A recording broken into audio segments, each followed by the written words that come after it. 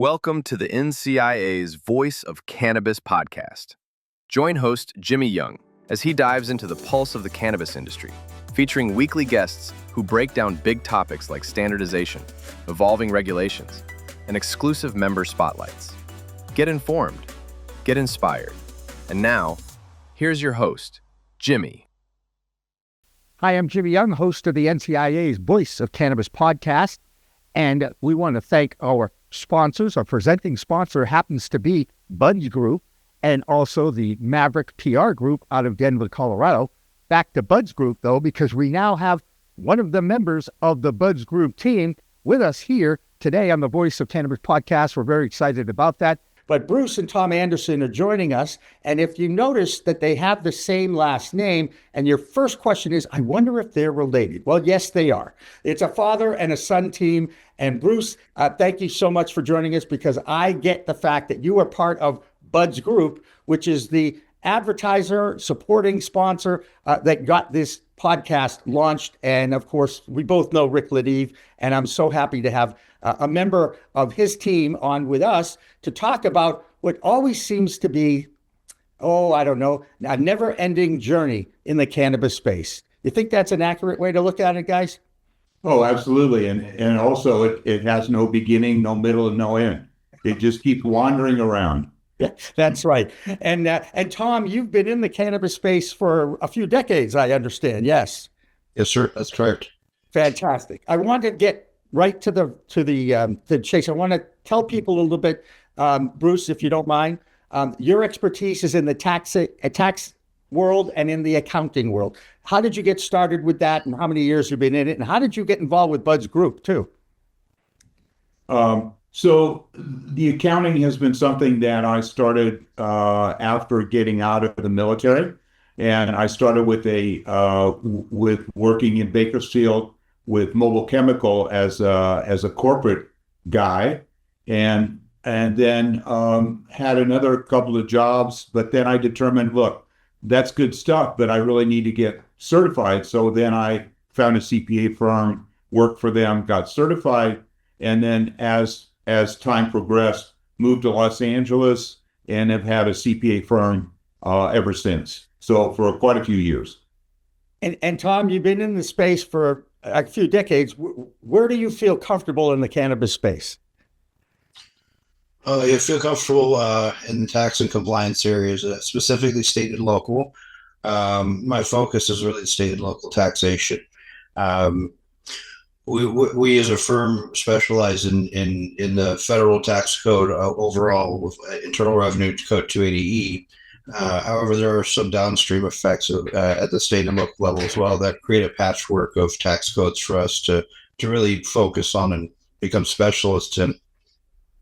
Absolutely. And as someone who, we all know the saying, death and taxes, everybody has to deal with it, right? And then when you're in business and you added the challenges of being in the cannabis industry and being either an MRB or a CRB, depending whether you believe in the M word or not, and I do not. So it's the cannabis related business. And you mentioned it already, Tom, that 280E clause has been in the news really since they started talking about rescheduling or descheduling. And it's one of the things that drives me crazy about this industry is not allowing the cannabis space to write off regular business expenses because it's still a federally illegal product. And guys, we've had a lot of movement over the last week. We'll get to that in a minute. But how do you guys know the history? I mean, Bruce, do you know the history of how they decided, you know what, we want to make sure that this group doesn't have the same rights that other businesses have when it comes to taxes? Well, I think Tom's probably better suited for that to give you the history of 280E and how it's progressed. So why don't you take it away, Tom? There you go. I love that. I love that. And you'd never not listen to your dad. Okay. So if he wants you to talk, you talk, Tom. Go ahead. So 280E came out of a case, Edmondson versus Commissioner in 1981. This was based upon an individual who was deducting all of your general administrative expenses, your rent, your gasoline, your transporting expenses, packaging, et cetera, while running a narcotics distribution hub in Minneapolis. He was challenged on his tax returns, in addition to the criminal side of the issue. He was challenged on his tax returns and won. And as a result, Congress established 280, which prevented any Schedule 1 or Schedule 2 trafficker of narcotics or manufacturer to prevent them from deducting any general administrative expenses, cost of goods sold only. Right. And Bruce, the new clarification about the rules for the hemp industry, the THC infused hemp industry, that now this appropriations bill, which is turning into the Farm Bill of 2026, has now become law since the president signed it this past week, and the House and the Senate both signed it. And we'll get into a few of the nuances, but the most important one you kind of previewed with me is, will this new regulation of the hemp industry allow them to write off regular business expenses, or does it just put them under the same umbrella that the legal industry has to deal with? Bruce, go ahead. Well, and so what's happened is that we had what we thought was kind of a clear signal that hemp was going to be just zipping along, interstate trade, interstate commerce, good stuff going on there.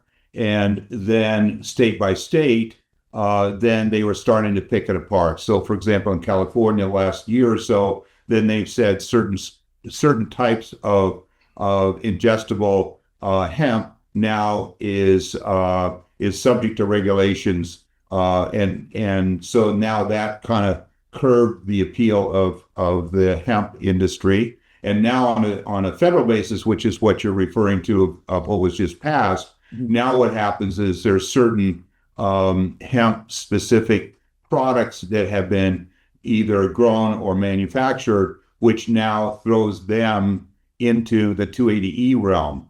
And so it's just been an ugly development that's occurred recently. Oh, absolutely. Tom, what's your reaction to that too? You know exactly what's been going on, right? Yes. So following this closely, the issue is, again, hemp-derived consumables.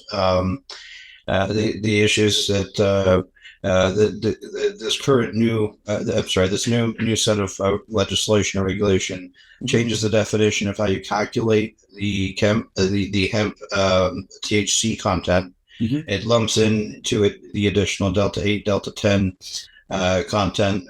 It lumps in as well the THCA content, which has been something that's hotly been debated and discussed in discussions around the legalities of hemp. So this has really drastically changed the landscape. A lot of companies are going to be forced in the 280E spotlight, and another large group of companies are going to be forced out of business. Right. So, and I guess the saving grace to this is, even though it's been signed into law, there's a year for adjustments. And if there's one thing the lawmakers love, is to make amendments and adjustments. In fact, I think that they're very good at delay, and then using what they have to pass, the appropriations bill, in order to get anything changed at the federal level. And the industry is totally in a state of flux right now. And it's sad because it looks like a lot of those companies are going to go out of business or change their business.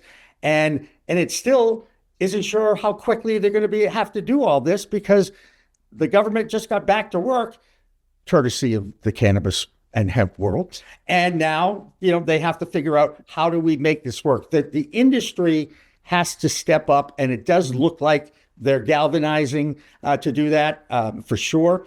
I'm also going to be talking to the U.S. Hemp Roundtable group. In fact, I can date this a little bit. That would have been last Friday.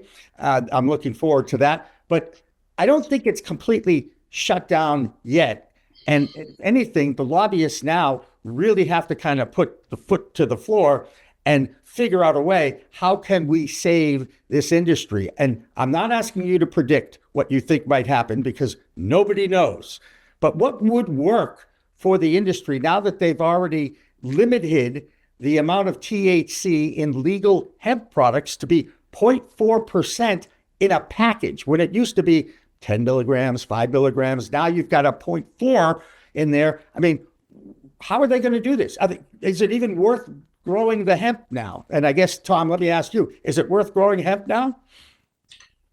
That's a loaded question, no pun, but I would say that it is going to become more cost prohibitive to be a hemp producer at this point going forward. Especially as you mentioned, as things are solidified over the next year, and we shall see how profitable, how less profitable hemp becomes. And Jimmy, just think about this. Here, this thing was just passed last week.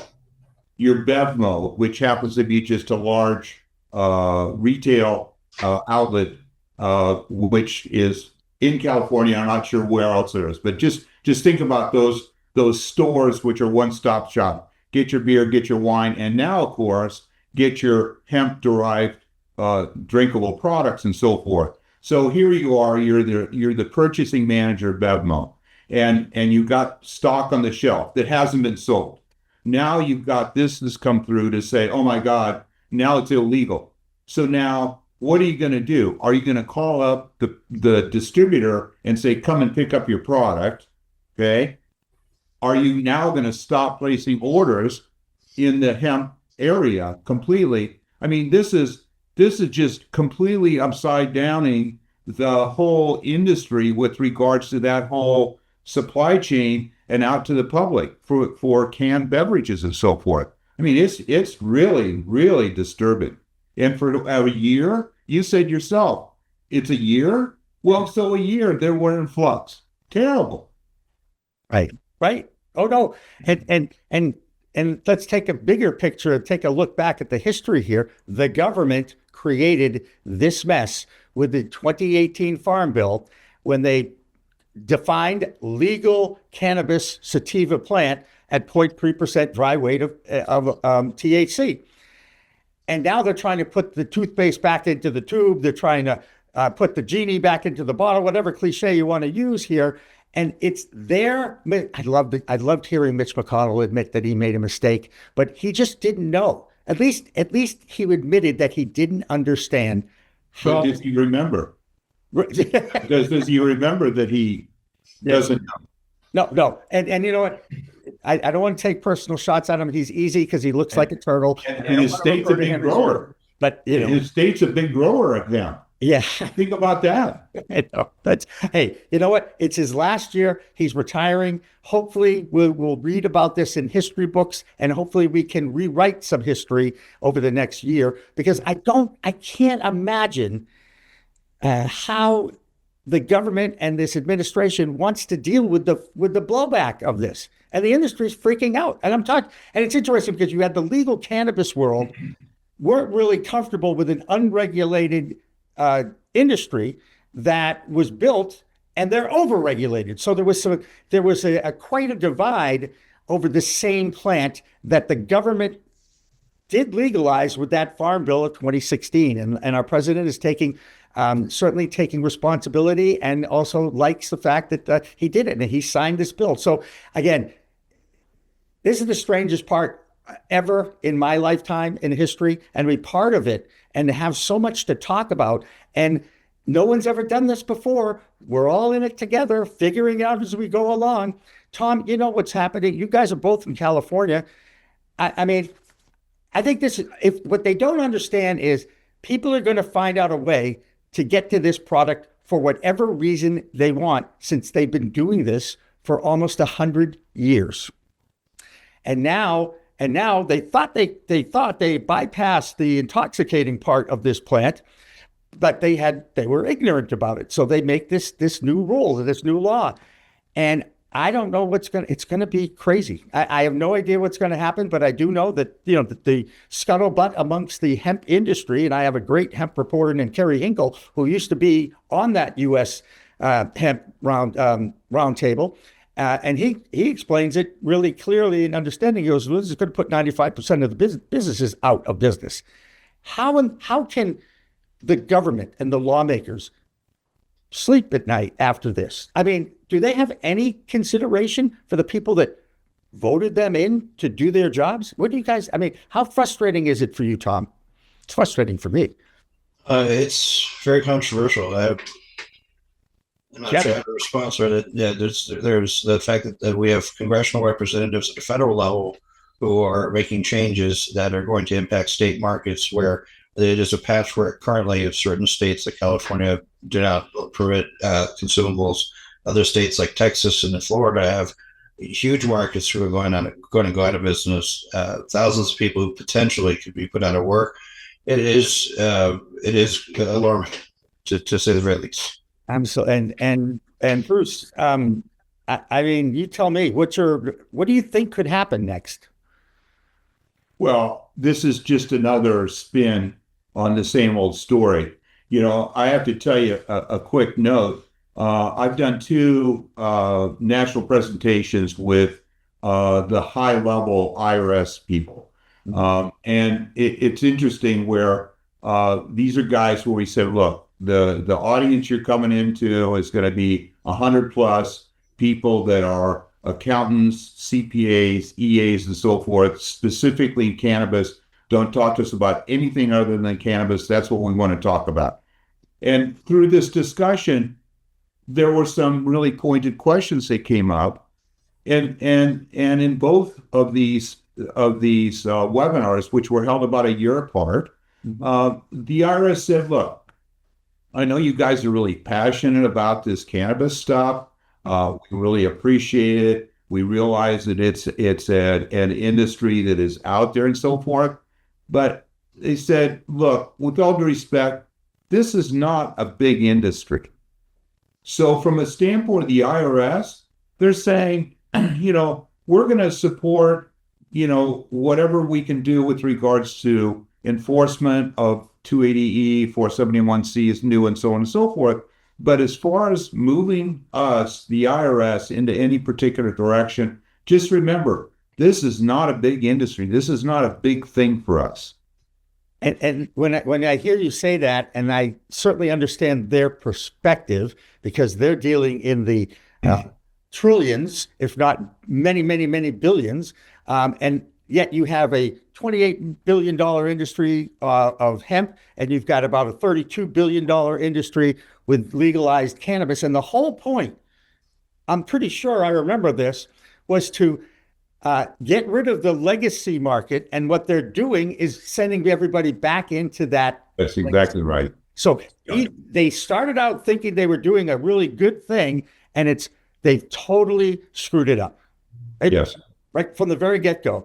And I have no idea none of us know what's going to happen. None of us know what's going to happen. But I will tell you, there's a lot of angry people. There's going to be a lot of unemployed people, and it's going to reflect very poorly on our current administration and even if they claim, I did sign the Farm Bill in 2018, and I've seen the PSA about this, introducing the endocannabinoid system, which is great, but they had no idea what they were doing. They didn't talk to scientists. They didn't talk to botanists. And best of all, they didn't talk to Humboldt County, because as you know, guys, that's probably where the people know more about this plant than any other place in America, certainly.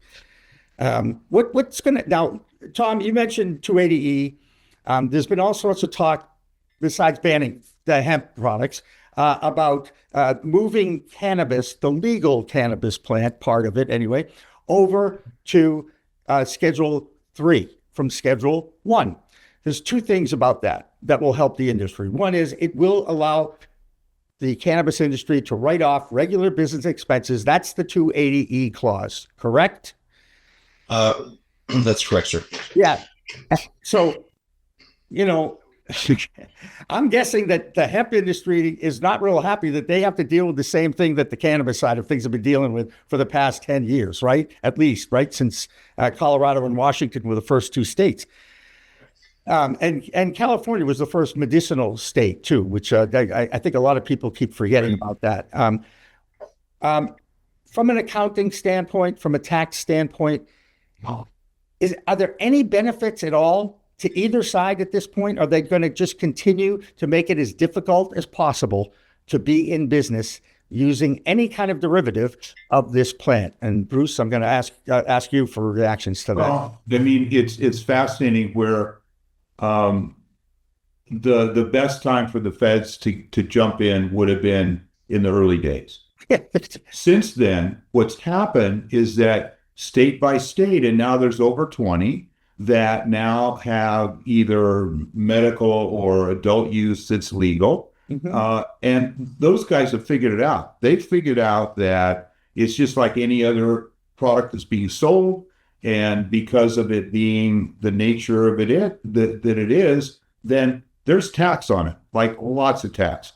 But state by state, they figured out how to develop the tax mechanism. Every time that the feds allow another, and it isn't the feds allow, every time that another state makes cannabis legal, then it's another consideration that the feds have to figure out about how they're going to get their pound of flesh out of this stuff. Because when they come in, they've had some very oddball arrangements about how they want to do their taxation of this cannabis product. But every time it makes it more and more difficult as more states come into play. Right. Tom and I've talked about it for years. We've also had groups together about what is this deschedule versus reschedule, and the reschedule causes other concerns because with a rescheduling, the question becomes: is it the medical use product? Is it the adult use? It could actually end up that one is subject to 280E and one is not. Yeah. So now that's an interesting little twist. So then you go in and then, we've had some fun discussions, Tom and I, about, well, let's take it a couple more steps. What happens if any of that stuff takes place? Now, now you have to have a doctor's note purportedly to get medical marijuana at a local place.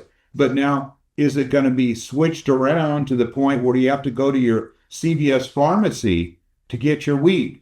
Right. Because now it's a different arrangement for which there has to be brand new laws, all completely developed. And how about federal taxation? I look at it as the situation where we have to have federal tax on payroll. Okay, well, what's this federal tax going to be like on cannabis? I mean, there's no provision for how you're going to collect it. If they're prepaid deposits, is it going to be part of EFTPS, et cetera, et cetera? I mean, this is just a god-awful nightmare that feds continue to have kick the can down the road and make it more and more complex. Right. And delay. They're very good at delay, our government, about everything. And there's so many layers of government because it's so big that it's easy to point. And I want to make sure that people understand that I get what's going on a little bit. First of all, it's 24 adult use states and 40 states have decriminalized it and have a medical program. Those are the numbers. And the thing about the taxes and everything, it's like they want to make it as difficult as possible for anybody who's in this industry to survive. That is exactly what they've been doing, and they continue to complicate it and making it more and more. The Farm Bill of 2018 put the FDA on notice that they were going to be the ones to come up with the regulations, and we're 8 years.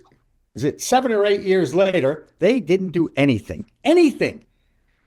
And this is what happens. And again, the government still makes the rules here. We all have to abide by the government because we all live in this country. And it's supposed to be the greatest country in the world with the best political system. But man, it's taken a lot of hits lately for sure. And of course, in California, Tom, it's both you guys know, they were at one point creating, I'm pretty sure it's the Humboldt County group, 80% of the cannabis in America. That was before 2012. It was back in the 2000s and the 1990s, right? I mean, that's where it was all grown. Either of you know anybody up in that county? Oh, sure. We have clients. Yeah. And how in the world are they going to survive? And the other thing is, this is a plant medicine. People still consider it, when I say people, the world still considers it a drug.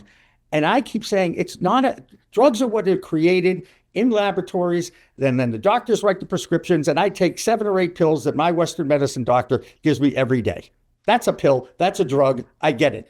It's the control of that product and the controlled substances, which I think everyone on this call remembers Richard Nixon in 1971. Tom, I don't know how old you are, but I'm kind of, that's right. There you go.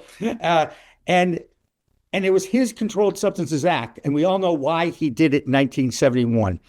And as a kid growing up at that time, and I had to protest the Vietnam War because I had an older brother and I was scared he was going to get drafted and come back in a box. It would have freaked me out. He was my hero, my mentor, and he still is.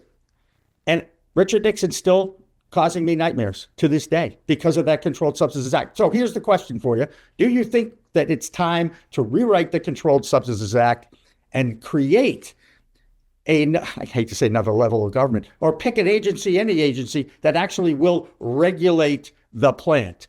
And should be agriculture, should certainly be involved with that, don't you think? Sure. If I may, in fact, use this opportunity to tie something about rescheduling to your question here. Yes, so, to the point of rescheduling, you mentioned that it could. I'm sorry. Just broadly speaking, you mentioned that the government is very good at making the industry more and more complicated, more and more complex as time goes on.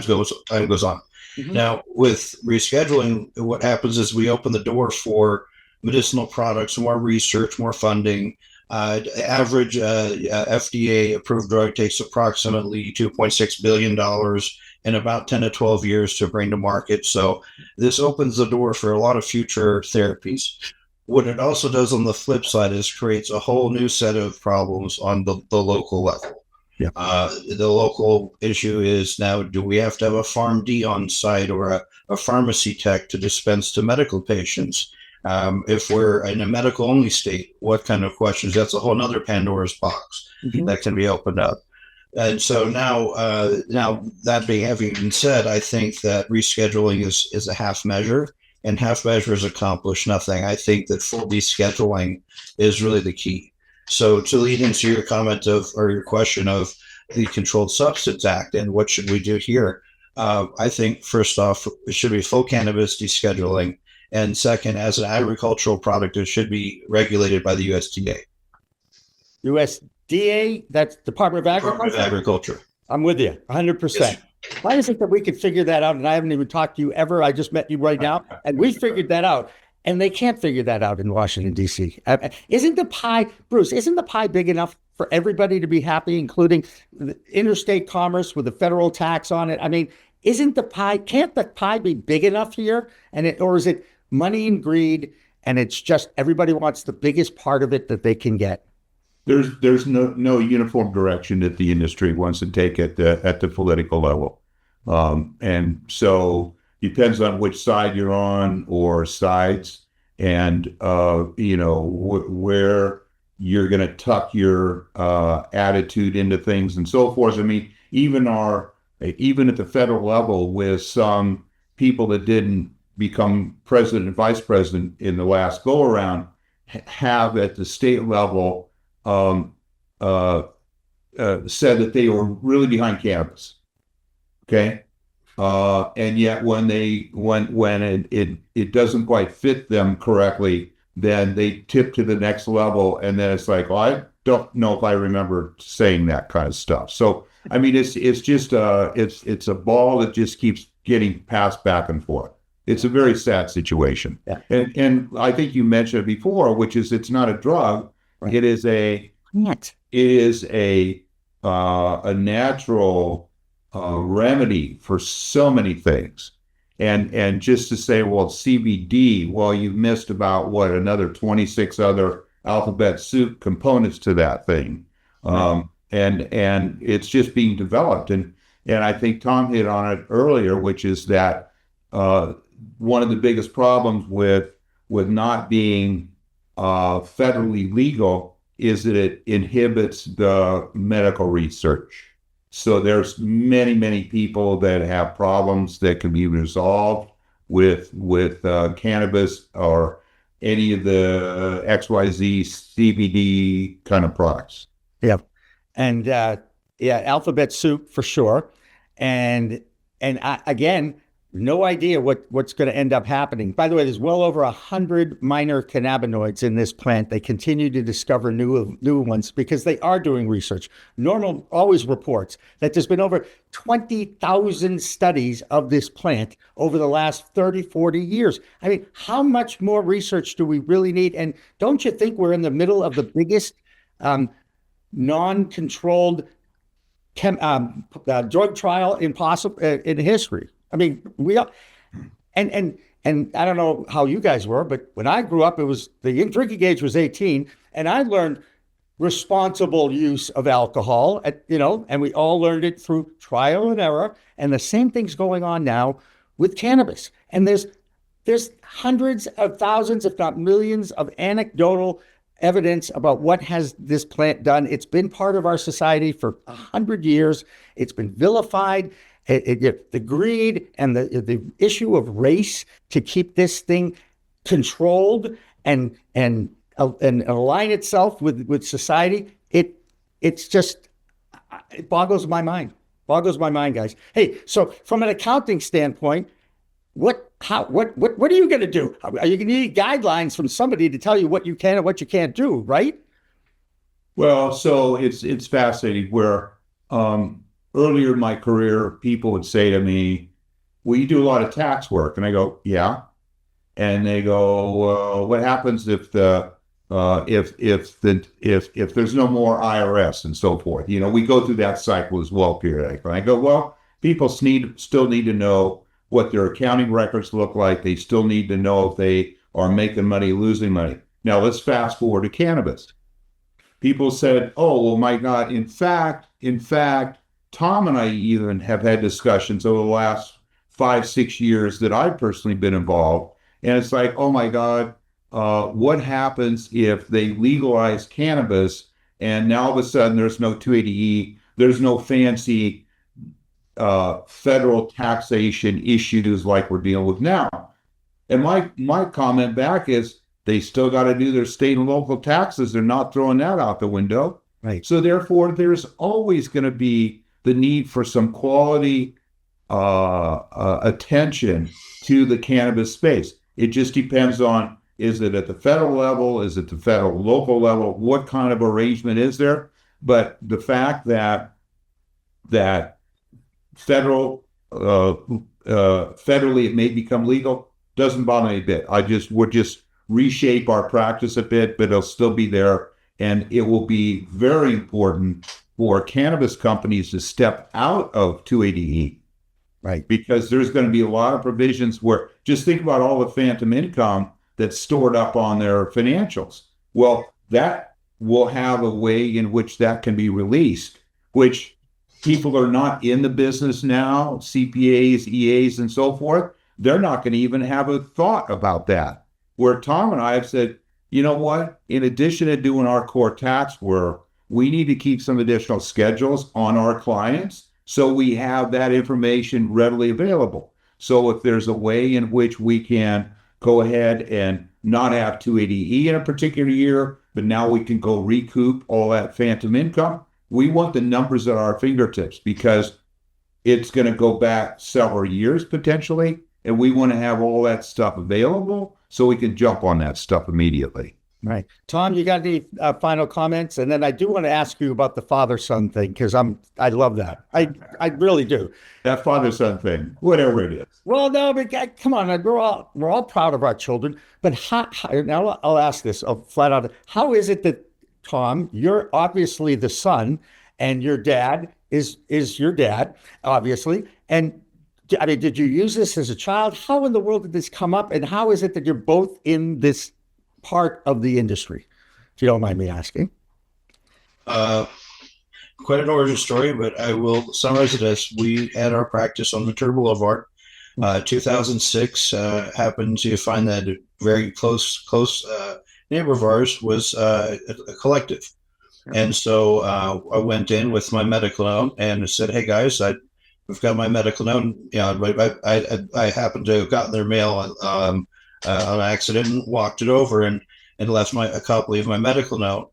ended up coming back in later, and as I walked in, I noticed that some of their permits weren't where they should be on the wall, and so on and so forth. I said, "Hey guys, it looks like you're missing a few things. This is what I do for a living. Can I help you out?" And so ultimately, that was my first experience getting into the cannabis business on the ancillary side of the shop of the house. Excuse me. Gotcha. And Bruce, how much fun is it to have your son alongside? Well, I continue to be very pleased that we have formed this bond because 20 years experience doesn't come around all the time. And so, when we go pick up a client, or when, for example, last week when the new bill was passed and so forth, it's like, okay, so let's go through that, Tom. Let's figure out what the breakdown is. You can say what you want, but what Tom has in his head is few and far between. Mm-hmm. And so it's been a nice compliment for us to be able to have a different level that we can perform at. There you go. Tom, any final thoughts? No, I think he summed it up pretty well, that we do have a good blend of our different skill sets in order to address client needs. And I think we do a pretty solid job. I think our clients are great. There you go. And if you want accountants that have background and years in this space, Bud's Group. See, Rick, you happy? He sent this to me. I want to make sure I use it. And that I would contact Bud's Group out of the New Jersey, the tri-state area of New York, New Jersey, and Connecticut. He's obviously got a West Coast initiative, a West Coast branch, if you will. And so Bruce and Tom, I so appreciate you taking the time out. And of course, this is a very difficult time for everyone because we really don't know what the future holds. We really don't.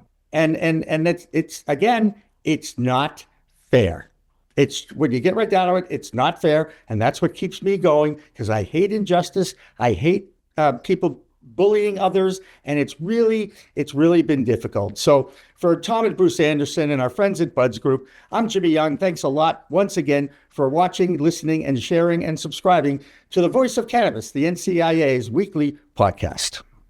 That'll do it for another edition of the NCIA's Voice of Cannabis podcast. Once again, this podcast is supported by Bud's Group, a group of consultants in a variety of different fields in the tri-state area of New York, New Jersey, and Connecticut, and also via a Maverick PR group out of Colorado. So, for the Andersens, Bruce, and Toms will join me and our sponsors, this has been another edition of the NCIA's Voice of Cannabis podcast.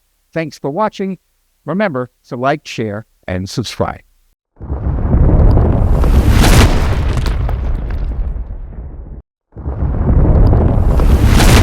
Accounting Buds has grown into Bud's Group, the same award-winning quality, now with more service offerings. Bud's Group, your best buds in the biz.